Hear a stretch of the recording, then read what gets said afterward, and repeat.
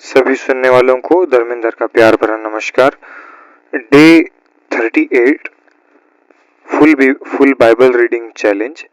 साथियों, आज हम सुनेंगे उत्पत्ति अध्याय 38, उसके बाद भजन संहिता 75-76, सभोपदेशक अध्याय 7, मरकुस अध्याय 10। आइए सुने उत्पत्ति अध्याय 38। यहूदा और तामार। उन्हीं दिनों में ऐसा हुआ कि यहूदा अपने भाइयों के पास से चला गया और हीरा नामक एक अद्दुल्लामवासी पुरुष के पास डेरा किया। वहां यहूदा ने शुआ नामक एक कनानी पुरुष की बेटी को देखा और उससे विवाह करके उसके पास गया। वह गर्भवती हुई और उसके एक पुत्र उत्पन्न हुआ और यहूदा ने उसका नाम एर रखा। फिर वह गर्भवती हुई और उसके एक पुत्र और उत्पन्न हुआ और उसका नाम ओनान रखा। फिर उसके एक पुत्र और उत्पन्न हुआ और उसका नाम शेला रखा गया। और जिस समय इसका जन्म हुआ उस समय यहूदा कजीब में रहता था। और यहूदा ने तामार नाम की एक स्त्री से अपने जेठे एर का विवाह कर दिया, परंतु यहूदा का वह जेठा एर यहोवा के लेखे में दुष्ट था, इसलिए यहोवा ने उसको मार डाला। तब यहूदा ने ओनान से कहा, अपनी भौजाई के पास जा और उसके साथ देवर का धर्म पूरा करके अपने भाई के लिए संतान उत्पन्न कर। ओनान जानता था कि संतान मेरी न ठहरेगी, इसलिए ऐसा हुआ कि जब वह अपनी भौजाई के पास गया तब उसने भूमि पर वीर्य गिराकर नाश किया, जिससे ऐसा न हो कि उसके भाई के नाम से वंश चले। यह काम जो उसने किया उससे यहोवा अप्रसन्न हुआ और उसने उसको भी मार डाला। तब यहूदा ने इस डर के मारे कि कहीं ऐसा न हो कि अपने भाइयों के समान शेला भी मरे, अपनी बहू तामार से कहा, जब तक मेरा पुत्र शेला सियाना न हो जाए तब तक अपने पिता के घर में विधवा ही बैठी रहा। इसलिए तामार अपने पिता के घर में जाकर रहने लगी। बहुत समय के बीतने पर यहूदा की पत्नी जो शुआ की बेटी थी वह मर गई। फिर यहूदा शोक के दिन बीतने पर अपने मित्र हीरा अद्दुल्लाम वासी समेत अपनी भेड़ बकरियों का ऊन कतरने वालों के पास तिम्नाथ को गया। और तामार को यह समाचार मिला, तेरा ससुर अपनी भेड़ बकरियों का ऊन कतराने के लिए तिम्नाथ को जो जा रहा है। तब उसने यह सोचकर कि शेला सियाना तो हो गया पर मैं उसकी स्त्री नहीं होने पाई, अपना विधवापन का पहिरावा उतारा और घूंघट डालकर अपने को ढांप लिया और एनेम नगर के फाटक के पास जो तिम्नाथ के मार्ग में है जा बैठी। जब यहूदा ने उसको देखा उसने उसको वेश्या समझा, क्योंकि वह अपना मुंह ढांपे हुई थी। वह मार्ग से उसकी ओर फिरा और उससे कहने लगा, मुझे अपने पास आने दे, क्योंकि उसे यह मालूम न था कि वह उसकी बहू है। उसने कहा, यदि मैं तुझे अपने पास आने दूं तो तू मुझे क्या देगा? उसने कहा, मैं अपनी बकरियों में से बकरी का एक बच्चा तेरे पास भेज दूंगा। तब उसने कहा, भला उसके भेजने तक क्या तू हमारे पास कुछ रहन रख जाएगा? उसने पूछा, मैं तेरे पास क्या रहन रख जाऊं? उसने कहा, अपनी मुहर और बाजूबंद और अपने हाथ की छड़ी। तब उसने उसको वे वस्तुएं दे दी और उसके पास गया और वह उससे गर्भवती हुई। तब वह उठकर चली गई और अपना घूंघट उतार के अपना विधवापन का पहिरावा फिर पहन लिया। तब यहूदा ने बकरी का एक बच्चा अपने मित्र उस अद्दुल्लाम वासी के हाथ भेज दिया कि वह रेहन रखी हुई वस्तुएं उस स्त्री के हाथ से छुड़ा ले आए। पर वह स्त्री उसको न मिली।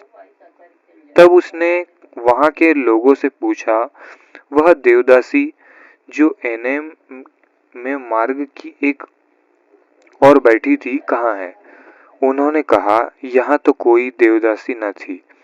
इसलिए उसने यहूदा के पास लौटकर के कहा, मुझे वह नहीं मिली। और उस स्थान में के लोगों ने कहा, यहाँ तो कोई देवदासी न थी। तब यहूदा ने कहा, अच्छा, वह बंधक उसी के पास रहने दे, नहीं तो हम लोग तुच्छ गिने जाएंगे। देख, मैंने बकरी का यह बच्चा भेज दिया था, पर वह तुझे नहीं मिली। लगभग 3 महीने के बाद यहूदा को यह समाचार मिला, तेरी बहू तामार ने व्यभिचार किया है, वरन वह व्यभिचार से गर्भवती भी हो गई है। तब यहूदा ने कहा, उसको बाहर ले आओ कि वह जलाई जाए। तब जब उसे बाहर निकाला जा रहा था, तब उसने अपने ससुर के पास यह कहला भेजा, जिस पुरुष की ये वस्तुएं हैं उसी से मैं गर्भवती हूँ। फिर उसने यह भी कहलाया, पहचान तो सही कि यह मुहर और बाजूबंद और छड़ी किसकी है। यहूदा ने उन्हें पहचान कर कहा, वह तो मुझसे कम दोषी है, क्योंकि मैंने उसका अपने पुत्र शेला से विवाह न किया और उसने उससे फिर कभी प्रसन्न न किया। जब उसके जनने का समय आया, तब यह जान पड़ा कि उसके गर्भ में जुड़वे बच्चे हैं। और जब वह जनने लगी, तब एक बालक का हाथ बाहर आया और धाय ने लाल सूत्र लेकर उसके हाथ में यह कहते हुए बांध दिया, पहले यही उत्पन्न हुआ। जब उसने हाथ समेट लिया, तब उसका भाई उत्पन्न हो गया। तब उस धाय ने कहा, तू क्यों बरबस निकल आया है? इसलिए उसका नाम पेरेस रखा गया। पीछे उसका भाई, जिसके हाथ में लाल सूत बंधा था, उत्पन्न हुआ और उसका नाम जेरह रखा गया। उत्पत्ति अध्याय 38 समाप्त हुआ। साथियों, ये सुने भजन संहिता 75 और 76, परमेश्वर का न्याय। हे परमेश्वर, हम तेरे नाम का धन्यवाद करते हैं, क्योंकि तेरा नाम प्रकट हुआ है। तेरे आश्चर्य कर्मों का वर्णन हो रहा है। जब ठीक समय आएगा, तब मैं आप ही ठीक ठीक न्याय करूंगा। जब पृथ्वी अपने सब रहने वालों समेत डोल रही है, तब मैं ही उसके खंभों को स्थिर करता हूँ। मैंने घमंडियों से कहा, घमंड मत करो, और दुष्टों से सींग ऊंचा मत करो। अपना सींग बहुत ऊंचा मत करो, न सिर उठाकर ठिडाई की बात बोलो, क्योंकि बढ़ती न तो पूर्व से, न पश्चिम से, और न जंगल की ओर से आती है, परंतु परमेश्वर ही न्यायी है। वह एक को घटाता और दूसरे को बढ़ाता है। यहोवा के हाथ में एक कटोरा है, जिसमें का दाखमधु झाग वाला है। उसमें मसाला मिला है और वह उसमें से उंडेलता है। निश्चय उसकी तलछट तक पृथ्वी के सब दुष्ट लोग पी जाएंगे, परंतु मैं तो सदा प्रचार करता रहूंगा। मैं याकूब के परमेश्वर का भजन गाऊंगा। दुष्टों के सब सींगों को मैं काट डालूंगा, परंतु धर्मी के सींग ऊंचे किए जाएंगे। 76 जयवंत परमेश्वर यहूदा में जाना गया है। उसका नाम इज़राइल में महान हुआ है। उसका मंडप शालेम में और उसका धाम सियोन में है। वहां उसने चमचमाते तीरों को और ढाल और तलवार को तोड़कर लड़ाई ही को तोड़ डाला है। हे परमेश्वर, तू तो ज्योति में है। तू अहेर से भरे हुए पहाड़ों से अधिक उत्तम और महान है। दृढ़ मन वाले लुट गए और भारी नींद में पड़े हैं, और शूरवीरों में से किसी का हाथ न चला। हे याकूब के परमेश्वर, तेरी घुड़की से रथों समेत घोड़े भारी नींद में पड़े हैं। केवल तू ही भय योग्य है, और जब तू क्रोध करने लगे, तब तेरे सामने कौन खड़ा रह सकेगा? तूने स्वर्ग से निर्णय सुनाया है। पृथ्वी उस समय सुनकर डर गई और चुप रही जब परमेश्वर न्याय करने को और पृथ्वी के सब नम्र लोगों का उद्धार करने को उठा। निश्चय मनुष्य की जलजलाहट तेरी स्तुति का कारण हो जाएगी, और जो जलजलाहट रह जाए उसको तू रोकेगा। अपने परमेश्वर यहोवा की मन्नत मानो और पूरी भी करो। वह जो भय के योग्य है, उसके आसपास के सब उसके लिए भेंट ले आए। वह तो प्रधानों का अभिमान मिटा देगा। वह पृथ्वी के राजाओं को भय योग्य जान पड़ता है।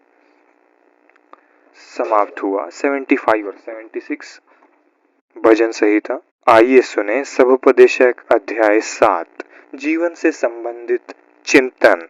अच्छा नाम अनमोल इत्र से और मृत्यु का दिन जन्म के दिन से उत्तम है।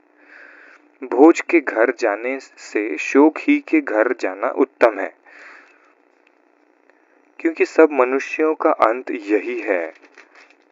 और जो जीवित हैं वह मन लगाकर इस पर सोचेगा। हंसी से खेद उत्तम है, क्योंकि मुंह पर के शोक से मन सुधरता है। बुद्धिमानों का मन शोक करने वालों के घर की ओर लगा रहता है, परंतु मूर्खों का मन आनंद करने वालों के घर लगा रहता है। मूर्खों के गीत सुनने से बुद्धिमान की घुड़की सुनना उत्तम है, क्योंकि मूर्ख की हंसी हांडी के नीचे जलते हुए कांटों की चरचराहट के समान होती है। यह भी व्यर्थ है। निश्चय अंधेर से बुद्धिमान बावला हो जाता है, और घूस से बुद्धि नष्ट होती है। किसी काम के आरंभ से उसका अंत उत्तम है, और धीरजवंत पुरुष अहंकारी से उत्तम है। अपने मन में उतावली से क्रोधित न हो, क्योंकि क्रोध मूर्खों ही से हृदय में रहता है। मूर्खों ही के हृदय में रहता है। क्रोध मूर्खों ही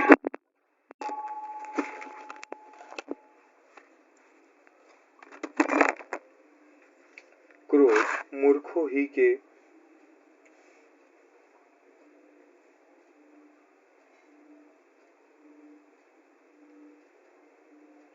एक्सक्यूज मी, एक सेकंड। मोबाइल थोड़ा गिर गया था, कहाँ चले गया?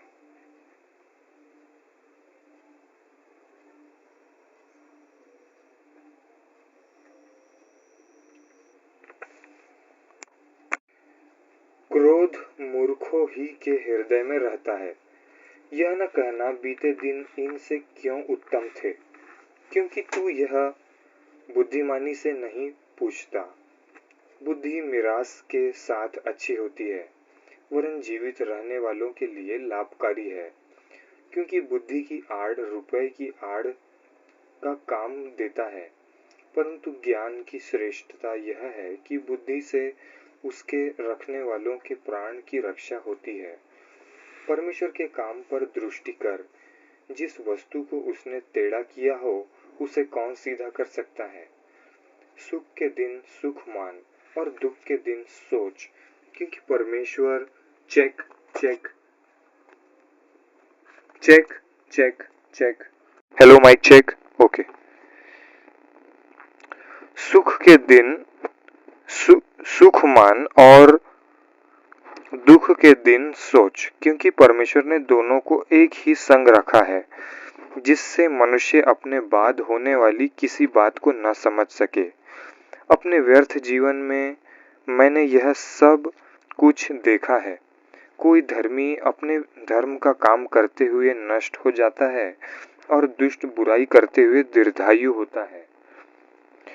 अपने को बहुत धर्मी न बना, और न अपने को अधिक बुद्धिमान बना। तू क्यों अपने ही नाश का कारण हो? अत्यंत दुष्ट भी न बन और न मूर्ख हो। तू क्यों अपने समय से पहले मरे? यह अच्छा है कि तू इस बात को पकड़े रहे और उस बात पर भी से से भी हाथ न उठाए, क्योंकि जो परमेश्वर का भय मानता है वह इन सब कठिनाइयों से पार हो जाएगा।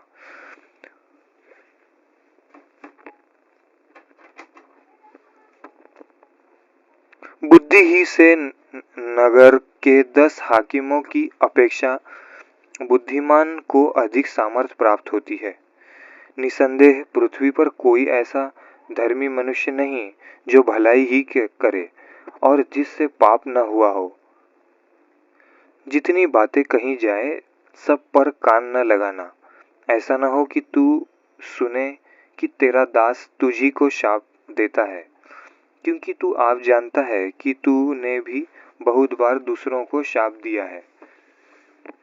यह सब मैंने बुद्धि से जांच लिया है। मैंने कहा, हाँ, मैं बुद्धिमान हो जाऊंगा, परंतु यह मुझसे दूर रहा। वह जो दूर और अत्यंत गहरा है, उसका भेद कौन पा सकता है।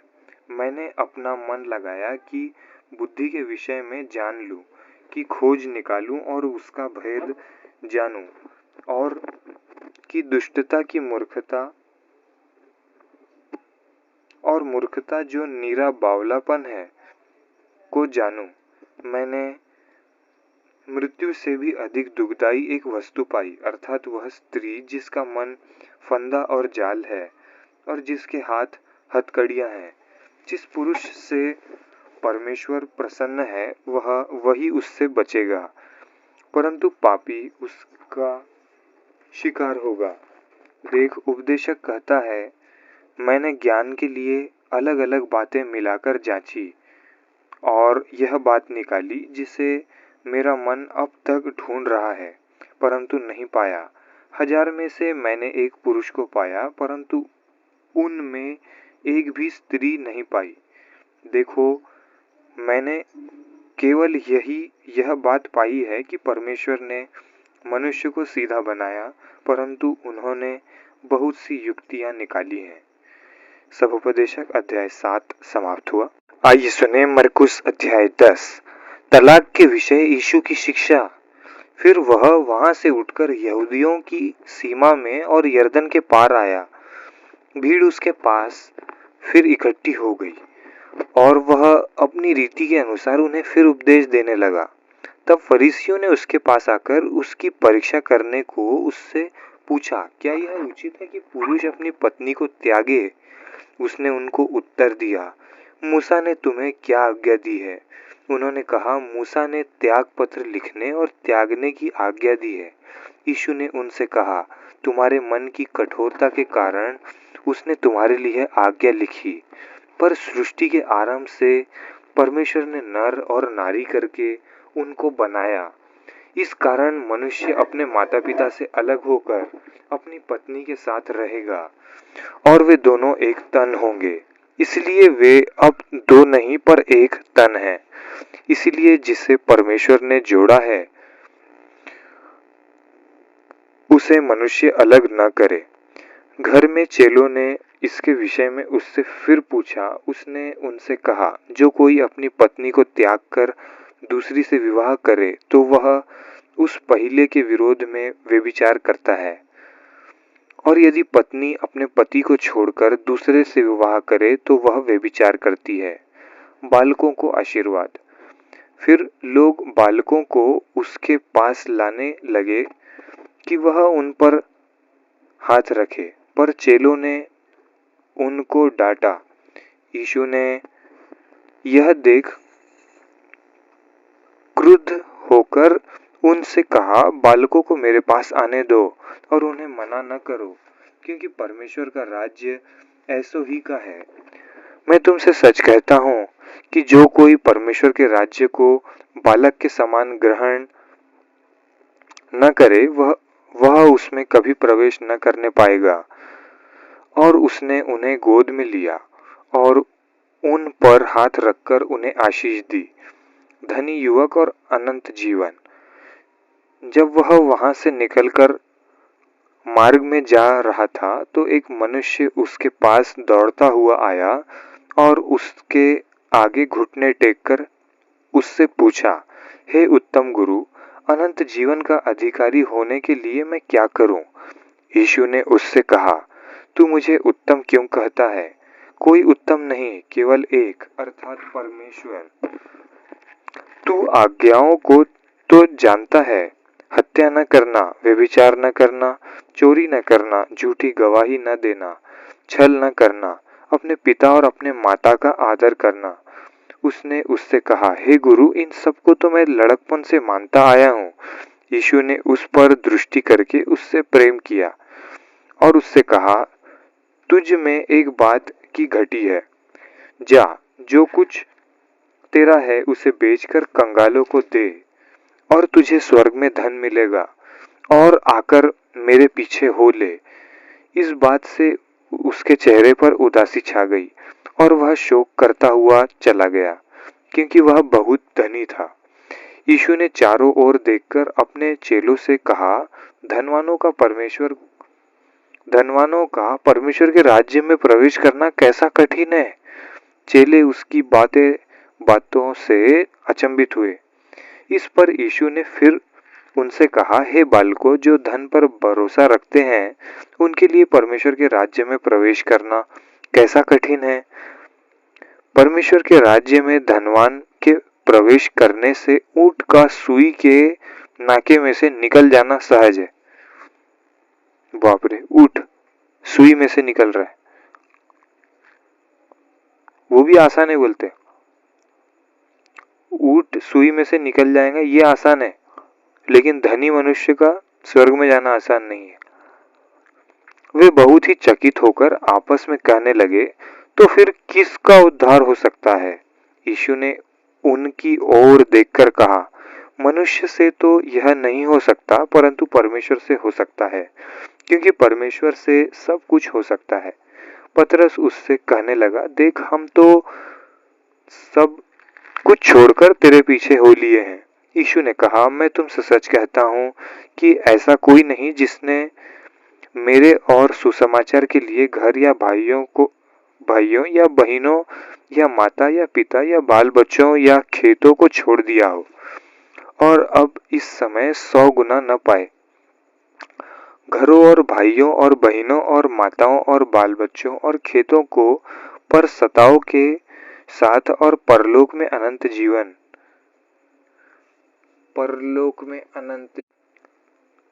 पर बहुत से जो पहले हैं पिछले होंगे और जो पिछले हैं वे पहले होंगे। अपनी मृत्यु के विषय यीशु की तीसरी भविष्यवाणी। वे यरूशलेम को जाते हुए मार्ग में थे और यीशु उनके आगे आगे जा रहा था। चेले अचंभित थे और जो उसके पीछे पीछे चलते थे वे डरे हुए थे। तब वह फिर उन 12 को लेकर उनसे वे बातें कहने लगा जो उस पर आने वाली थी। देखो, हम यरूशलेम को जाते हैं और मनुष्य का पुत्र प्रधान याजकों और शास्त्रियों के हाथ पकड़वाया जाएगा और वे उसको घात के योग्य ठहराएंगे और अन्य जातियों के हाथ में सौंपेंगे। वे उसको ठट्टों में उड़ाएंगे, उस पर थूकेंगे, उसे कोड़े मारेंगे और उसे घात करेंगे, और 3 दिन बाद वह जी उठेगा। याकूब और यूहन्ना की विनती। जब जब्दी के पुत्र याकूब और यूहन्ना ने उसके पास आकर कहा, हे गुरु, हम चाहते हैं कि जो कुछ हम तुझसे मांगे वह तू हमारे लिए करे। उसने उनसे कहा, तुम क्या चाहते हो कि मैं तुम्हारे लिए करूं? उन्होंने उससे कहा, हमें यह दे कि तेरी महिमा में हम में से एक तेरे दाहिने और दूसरा तेरे बाएं बैठे। यीशु ने उनसे कहा, तुम नहीं जानते कि क्या मांगते हो। जो कटोरा मैं पीने पर हूँ, क्या तुम पी सकते हो? और जो बपतिस्मा मैं लेने पर हूँ, क्या तुम ले सकते हो? उन्होंने उससे कहा, हमसे जो हो सकता है। यीशु ने उनसे कहा, जो कटोरा मैं पीने पर हूँ तुम पियोगे, और जो बपतिस्मा मैं लेने पर हूँ उसे लोगे, पर जिनके लिए तैयार किया गया है उन्हें छोड़ और किसी को अपने दाहिने और अपने बाएं बैठाना मेरा काम नहीं। यह सुनकर 10 याकूब और यूहन्ना पर रिसियाने लगे, मतलब गुस्सा करने लगे। तो यीशु ने उनको पास बुलाकर उनसे कहा, तुम जानते हो कि जो अन्य जातियों के हाकिम समझे जाते हैं वे उन पर प्रभुता करते हैं और उनमें जो बड़े हैं उन पर अधिकार जताते हैं, पर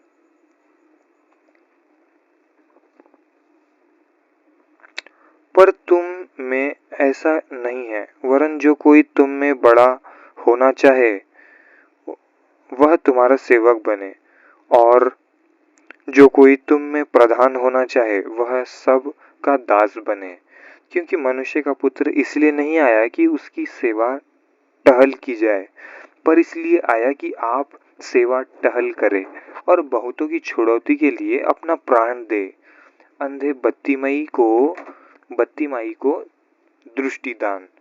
वे यरीहो में आए, और जब वह और उसके चेले और एक बड़ी भीड़ यरीहो से निकलती थी, तब तिमाई का पुत्र बर्तिमाई, एक अंधा भिखारी, सड़क के किनारे बैठा था। वह यह सुनकर कि यीशु नासरी है, पुकार पुकार कर कहने लगा, हे दाऊद की संतान यीशु, मुझ पर दया कर। बहुतों ने उसे डांटा कि चुप रहे, पर वह और भी पुकारने लगा, हे दाऊद की संतान, मुझ पर दया कर। तब यीशु ने ठहर कर कहा, उसे बुलाओ।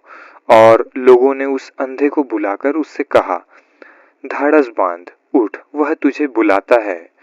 वह अपना कपड़ा फेंक कर शीघ्र उठा और यीशु के पास आया। इस पर यीशु ने उससे कहा, तू क्या चाहता है कि मैं तेरे लिए करूं? अंधे ने उससे कहा, हे रब्बी, यह कि मैं देखने लगूं।